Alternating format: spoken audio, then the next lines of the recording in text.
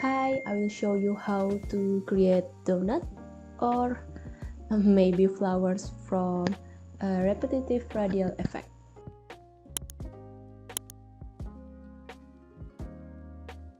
It is very easy. First, prepare whatever shape you want.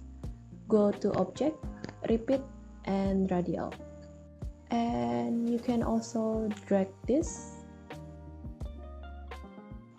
also this.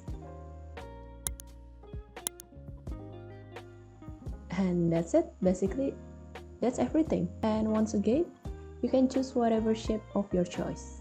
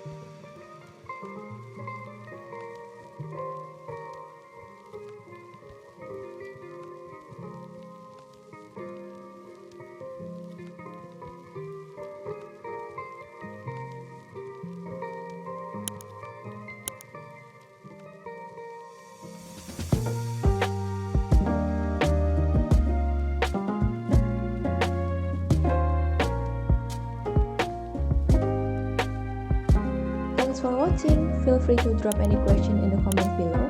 And if you enjoyed the video, please like, share, and subscribe to my channel for more content. Hit the bell icon